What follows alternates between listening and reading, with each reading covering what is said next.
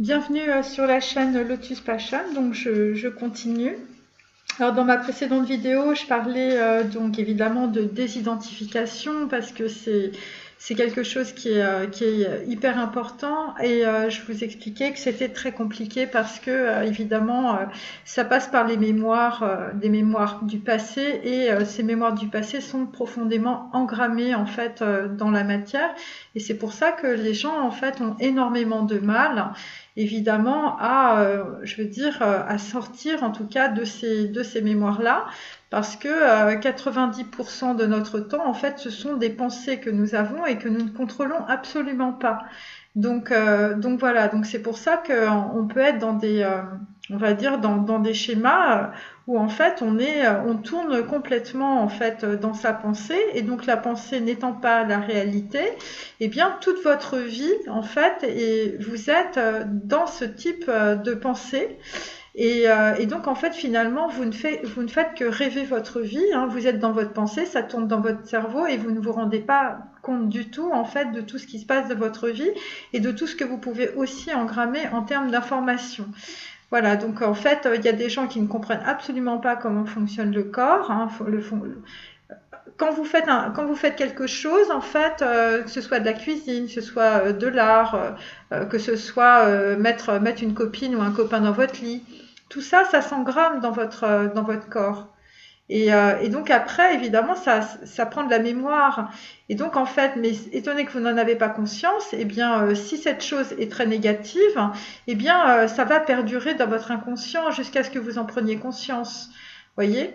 Et donc, puisque en fait souvent on fait des choses parce que on n'est pas dans la complétude par rapport à soi-même, on n'a pas réfléchi sur sa personnalité, sur tous ces modes d'identification par rapport en fait aux croyances erronées et à l'éducation, eh bien, on ne fait que reproduire des schémas. Et comme les gens de votre famille, eh ben, ils n'ont pas réfléchi non plus, que personne n'a réfléchi, qu'il y a que, on va dire, peut-être, je sais pas, 10% de la population qui réfléchit de façon consciente ou qui sont dans une certaine forme de surconscience ou qui ont compris qu'il y avait des mémoires akashiques, qu'il y avait une surconscience et qu'on était relié en fait à ce qu'on appelle le cinquième élément dont parlaient les Grecs. Et en fait, le cinquième élément englobe les quatre éléments en fait. Et donc en fait, vous êtes dans un espace quantique, un espace qui dépasse votre petite conscience, et que quand vous arrivez en fait à ce niveau-là, et bien là, évidemment, vous comprenez que là, vous lâchez complètement en fait les mémoires qui vous ont engrammé dans votre matière. Voilà, vous passez en fait d'un plan physique qui est un plan limité, limitant, voilà, qui vous entrave aussi à un plan, je veux dire, quantique, à un plan spirituel. Et donc là, vous voyez les choses d'une autre manière. C'est une autre façon de voir et donc en fait ça concerne la lumière, c'est-à-dire qu'on passe de la matérialité en fait à de la lumière, voilà. Et donc souvent en fait eh bien euh, les gens en fait n'ont même pas conscience en fait qu'ils sont simplement des éponges. Tous les jours, qu'est-ce que vous faites en fait? Il y a des flaques de pipi à droite et à gauche, et puis vous êtes avec votre éponge, et puis dès qu'il y a une flaque, vous dites ah bah tiens c'est un oasis, et hop vous plongez dedans, et puis manque de bol c'est une flaque de pipi, vous voyez. Bon, c'est un peu bizarre ce que je raconte, mais c'est vraiment ça. C'est-à-dire qu'en fait, les gens, ils se rendent pas compte que ils sont attirés simplement parce qu'en fait, il y a juste des manques à combler et parce que vous n'êtes pas dans la complétude par rapport à vous-même, parce que tout simplement, en fait, il y a des informations qui sont complètement erronées en fait dans votre cerveau. Et donc en fait, euh, alors attendez, je vais tirer les cartes parce que là, sinon, hop, ah, il y en a une qui est tombée. Hop, je vais la chercher. Donc là, il s'agit de la force. Donc en fait, ce qu'on vous dit aujourd'hui, c'est d'être persévérant. Ça concerne aussi Kamaël, hein, ça concerne la punition de Dieu. Et visiblement, il y a des personnes qui succombent à la tentation. Donc en fait, je vous ai expliqué un petit peu dans ma vidéo précédente. La tentation, en fait, c'est simplement, en fait, vous vous séparez. Enfin, vous essayez de vous séparer en fait d'une mémoire du passé ou de quelque chose que vous reproduisez sans cesse. Et, euh, et donc, en tout cas, la tentation, c'est justement de ne pas être dans la désidentification, on va dire, aux mémoires, pour se permettre d'être complet. Et là, visiblement, vous souhaitez en tout cas sortir de la matière, de vous délivrer de la souffrance. Et ça concerne aussi, il y a des personnes qui pensent être en danger par rapport à ce que représente la science ou les scientistes. Donc en fait, la science, effectivement, c'est un petit peu réducteur. Voilà, moi je les appelle les plombiers, hein, les plombiers de l'univers. Hein. C'est des gens qui, en gros, voilà, ils ont fait des cartes du métro, hein, mais en fait, bon, personne ne sait comment le corps en fait fonctionne. Et plus vous avez conscience, on va dire, de votre corps, de vos mémoires, de vos mémoires du passé, de vos mémoires, on va dire, des générations, comment vous fonctionnez, qu'est-ce qui vous intéresse, voilà, du savoir antérieur, pourquoi vous êtes dans la persévérance par rapport, on va dire, quand vous êtes face, on va dire, à l'univers quantique. Pourquoi vous avez compris que en fait, eh bien, il faut donner une impulsion dans l'univers pour que l'univers vous réponde, parce que ça s'appelle comme ça, parce que tout est en équilibre. Eh bien, effectivement, on peut dire que des gens qui ne voient qu'une toute petite partie, on va dire, de la réalité quantique, voilà, ça peut peut-être en fait être dangereux pour vous. Mais en tout cas, c'est pas le fait d'arriver à une certaine forme de connaissance de soi et de conscience, on va dire, élargie qui est un danger. Ça peut être aussi des personnes en fait qui commencent à comprendre certaines choses et peut-être vous commencez à comprendre aussi bien que vous vous êtes énormément fourvoyé dans votre vie. Après, il faut savoir que 90% de personnes se fourvoient et que à la veille de leur mort, elles ne se rendent pas compte en fait qu'elles se sont fourvoyées. Vous voyez, donc si vous prenez conscience maintenant, vaut mieux tard que jamais. Parce que c'est vrai que souvent, en fait, les gens sont sont assez dubitatifs, on va dire, par rapport à ce qui peut leur arriver. Et souvent, ce que l'on voit, en tout cas, à travers des personnes qui ont eu en fait des expériences de mort imminente, qui sont passées dans des tubes de lumière, ce genre de choses, eh bien, en fait, ils reviennent. Quand ils reviennent, en fait, soit ils sont très surpris, ils sont perplexes. Voilà, ils trouvent que la réalité est complètement est très étroite, hein, donc c'est peut-être ça aussi.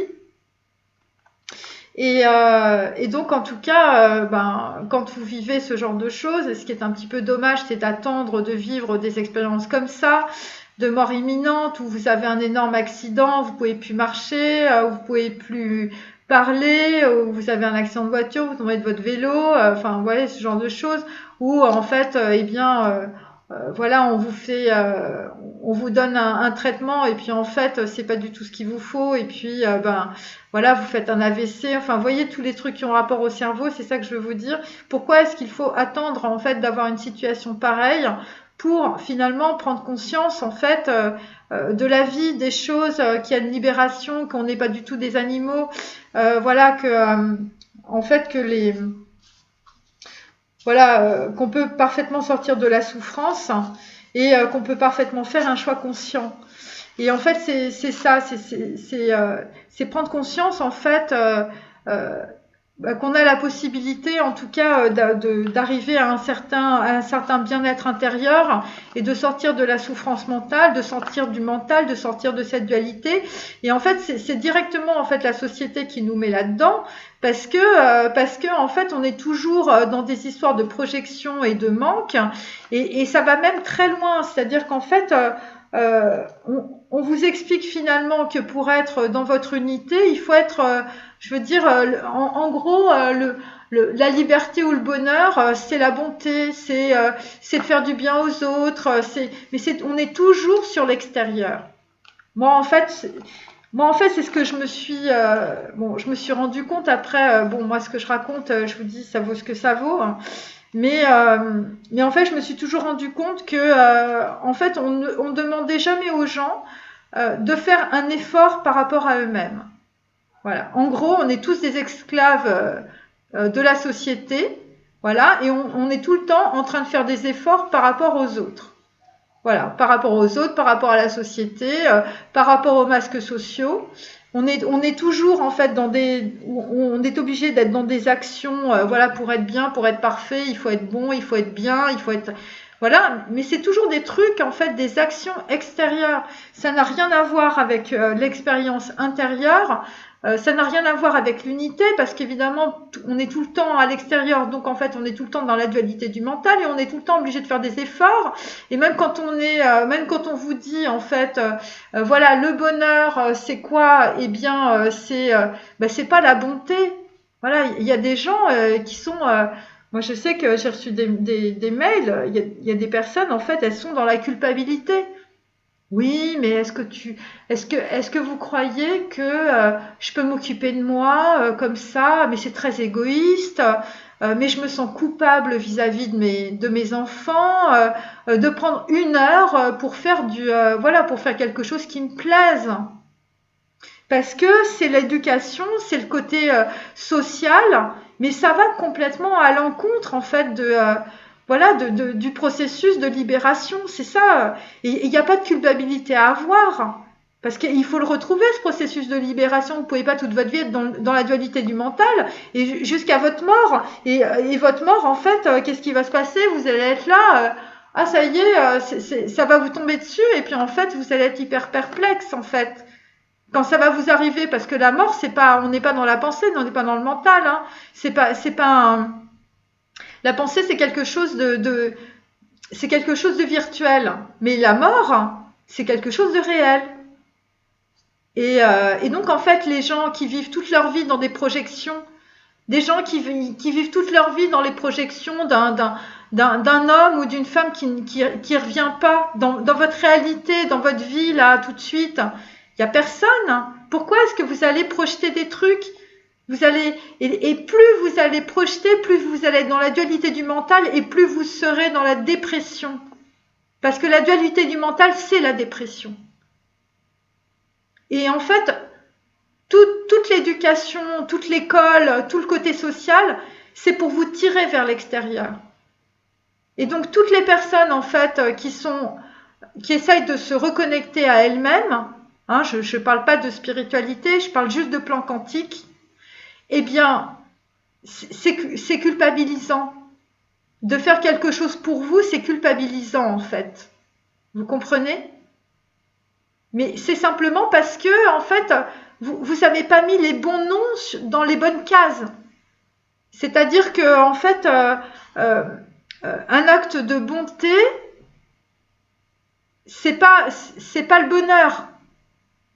Quand vous faites des choses par rapport à l'extérieur, ça ne fait que vous remplir, mais vous êtes dans la dualité. C'est pas le bonheur, c'est juste être à l'intérieur de soi et être dans l'unité de soi-même. Alors je vous dis, c'est super compliqué. Hein, moi, je vais pas vous dire oui, alors voilà, il faut faire ci et puis ça. Je veux dire, tout le monde se démerde, hein, ok? Mais en fait, il faut que pour être dans l'unité, en fait, c'est un choix conscient. Il faut diriger sa pensée. C'est pour ça qu'il faut tous les jours, en fait, il faut faire des mantras ou voilà, il faut faire des choses comme ça. Il faut que c'est une réappropriation en fait de son intériorité. C'est comme quand vous rentrez dans un appartement. Voilà, vous venez d'acheter une maison. Il y a 15 pièces. Bah, la maison, vous la connaissez pas.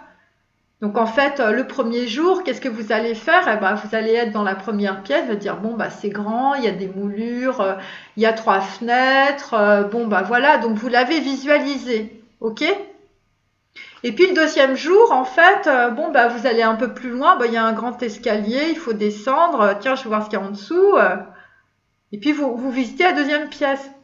Bah, je veux dire, la réappropriation de son intériorité, c'est ça, hein. C'est tous les jours, vous faites un petit pas vers vous-même. Mais je vous dis, ça vient pas tout seul, hein. C'est on s'est trompé en fait sur des histoires d'intériorité et d'extériorité par rapport à des actes de bonté en fait. C'est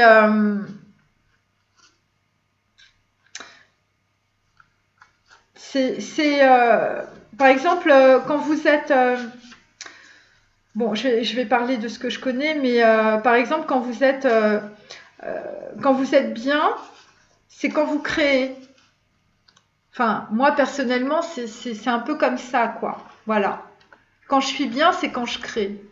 Parce que là, j'éprouve en fait, j'éprouve mon intériorité, j'éprouve ma liberté, j'éprouve mon expérience et je suis dans mon être. Et je ne mets rien en fait en termes de concept. Voilà, je suis pas dans ma pensée en fait. Je suis ailleurs. Je suis sur un autre plan. Voilà, et ben c'est ça être. C'est ça la félicité, c'est être dans son intériorité. Et là, on met pas d'étiquette. Il y a personne qui est bon, personne qui est mauvais, personne, on fait pas des choses justes ou voilà. Et en fait, moi, c'est ça que, pour moi, en fait, c'est cette capacité à choisir en fait la, la liberté d'être ce que l'on est. Où en fait, on a besoin de personne dans sa vie pour en fait vivre dans la complétude.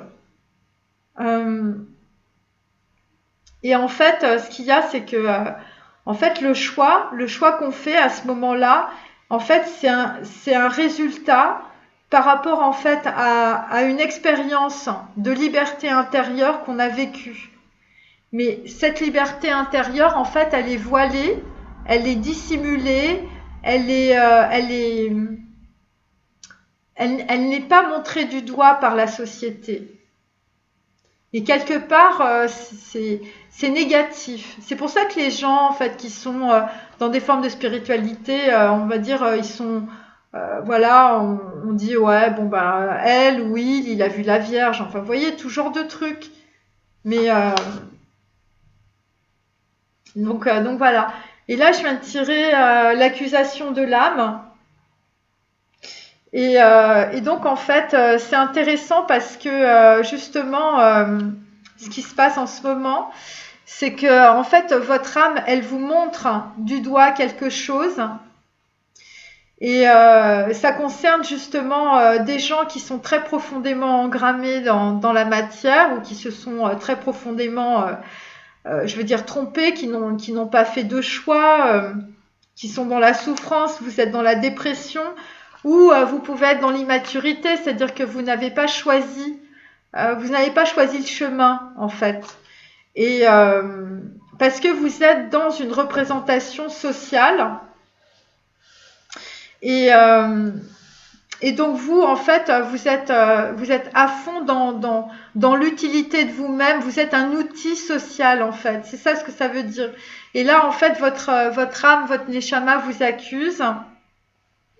Et donc c'est écrit, tu t'éveilleras à l'éminent secret. Euh, et donc en fait, ça concerne des personnes qui essayent de faire des choses de façon juste, mais en même temps, il y a beaucoup de rejet justement. Enfin, vous faites pas forcément les choses de la bonne manière, en tout cas. Ça peut être notamment par rapport à des savoirs antérieurs où peut-être vous trahissez en fait les idées que vous avez, c'est-à-dire qu'en fait bah, vous avez des idées mais vous les mettez de côté. Et donc là en fait ce qui se passe c'est que vous êtes en train de faire la colonne de vos frustrations. Voilà, peut-être que en fait dans votre vie il y a des choses qui vous mettent voilà, vous êtes aigri. Et donc là, en fait, il y a des gens qui sont en accusation aussi. Alors, soit il y a des personnes autour de vous qui sont dans des formes d'accusation, hein, vous vous accusez, ou en fait on vous accuse de quelque chose. Mais en fait, ça veut dire que vous êtes dans la dualité du mental et que vous n'arrivez pas en fait à voir vos capacités personnelles et aussi vos talents. Parce qu'il faut être dans la nature, enfin, il faut être dans l'analyse de votre nature intérieure. Et en fait, chez les hindous, on parle de mukti. Mukti, c'est la libération ultime. C'est quand vous décidez en fait de faire le choix de votre connaissance intérieure, d'être dans la persévérance en fait pour comprendre en fait l'univers quantique qui vous entoure. Et pour en comprendre, c'est pas simplement des trucs scientifiques. C'est éprouver en fait dans votre corps comment fonctionne l'univers quantique. Alors, ce qui est intéressant dans ma première vidéo, c'est que je vous ai expliqué comment fonctionner, comment engrammer en fait les mémoires du passé.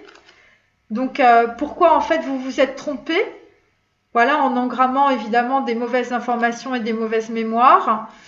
Et qu'en fait, il y a des gens qui se posent des questions pour savoir, voilà, elle me dit oui, j'ai envie d'être toute seule, mais je suis complètement culpabilisée de me dire, voilà, j'ai envie d'être tranquille et tout ça parce que je suis en train de me retrouver. Et donc, il n'y a pas de culpabilité à avoir, c'est parfaitement le processus logique. Et il y a même des gens, en fait, voilà, qui ont choisi leur liberté et qui ont choisi de se désengrammer, en fait, du rapport, en fait, à l'argent, tout ça. Bon, après, il y a des gens qui vont à fond là-dedans. Je veux dire, en Inde, je veux dire, ils se baladent avec un pagne et puis voilà. Mais vous n'êtes pas obligé d'aller là-dedans. Mais c'est vrai que les gens qui sont très dévots, sans être dans l'idolâtrie ou sans être dans la folie, mais c'est des gens qui ont fait le choix d'être comme ça et qui sont incompatibles avec la société. Il y a ça aussi. Donc en fait, il faut comprendre, soit vous êtes à l'extérieur, soit vous êtes à l'intérieur. Mais c'est important de se dire en fait qu'il faut pas être coupable, faut pas se sentir coupable de vouloir être voilà dans votre intériorité et de vouloir être seul. Parce que dans la société, en fait, on dit ah bah là, la pauvre fille, elle est toute seule, elle a pas de copains, machin. Mais heureusement, enfin, c'est normal. Hein. C'est parfaitement logique d'être dans puisque vous êtes dans un processus de transformation. Vous pouvez pas avoir des gens autour de vous qui vous engramment leur poubelle toute la journée. Vous êtes obligé d'être tout seul pour comprendre, pour apprendre, pour avoir des connaissances. Je veux dire. Moi, quand j'étais étudiante, j'allais rue de la Montagne Sainte-Geneviève, là, j'allais dans les bibliothèques et tout ça parce que je faisais du droit et bon, voilà, et puis il n'y avait pas que ça. Bah, je veux dire, quand vous allez dans une bibliothèque du matin au soir, parce que il faut vous engrammer tout le code civil, puis pas que ça. Enfin, je veux dire, les jurisprudences et tout le machin. Bah, vous croyez que vous allez à la cafette toutes les 5 minutes discuter le bout de gras avec vos copains qui sont étudiants comme vous? Hein. Je veux dire, moi je travaillais avec des trucs dans les oreilles, hein, carrément pas, sans bruit quoi. Et j'aurais été dans une cellule ou j'aurais été au fin fond d'une forêt amazonienne dans une cahute. Je veux dire, j'aurais vécu la même chose. J'étais assise du matin au soir devant des trucs à écrire et à prendre des notes et à comprendre et à réfléchir et voilà. Et donc en fait, quand on réfléchit sur soi-même, ben, il faut pas avoir des gens autour de soi. Quand on est vegan, eh ben, il faut pas avoir de voisins qui font des côtelettes toute la journée du matin au soir ou des grillades ou des machins comme ça parce que ça sent mauvais. Il faut être dans un endroit calme, il faut être détendu et voilà. Mais ça, c'est contre-productif pour la société. La société, il faut que vous soyez du matin au soir à l'extérieur. Dès que vous faites un truc, eh ben voilà, on vous donne des médailles en chocolat. Ah bah oui, t'as bien fait ça, c'est bien et tout ça. Mais vous, ça vous remplit pas. Ça vous remplit pas puisqu'à la fin on arrive soit sur des gens qui sont complètement immatures, qui ont rien compris à la vie et qui ont rien compris dans leur intériorité, soit en fait on arrive sur des gens qui à la veille de leur mort ou au moment de leur mort, je veux dire vous avez vécu votre vie dans une dépression. vous avez vécu votre vie dans un rêve, le rêve de votre pensée, voilà, mais c'était pas la réalité. Par contre, la mort, c'est très réel. Et je vous dis, c'est les gens, il faut qu'ils arrivent à des trucs de dingue dans leur vie pour prendre conscience que la mort, comme la vie, c'est la réalité. Voilà. Alors, c'est pas évident, mais c'est pour ça. Et là aujourd'hui, en tout cas, il y a des personnes en fait qui vont comprendre ça, qui vont comprendre, voilà, que en fait, vous vous êtes fourvoyé par rapport à des choses que la société vous demande de faire, voilà. Et qu'en fait, le choix d'être soi-même, en fait, c'est un choix qui est un choix intelligent, intellectuel. C'est un choix qui va vous remplir et c'est ça qui va vous faire sortir de la souffrance et de la dépression parce que vous ne serez pas toute votre vie dans un rêve de délire, de mental, de projection et de dépression. C'est comme ça qu'on sort de la souffrance, c'est quand on prend conscience de ça, de plus être dans un rêve de dépression. Parce qu'il ne faut plus être dans la projection. La vie, c'est quelque chose de très réel. Et c'est intérieur. C'est votre intériorité et c'est votre unité. Et d'ailleurs, j'ai sur cette fiche, tu trouveras le secret dans le cerveau de l'homme. Donc, il y a un secret à trouver. Et le secret, c'est le secret de votre intériorité. Pour ça, il ne faut pas être dans la culpabilité. Voilà, je vous remercie.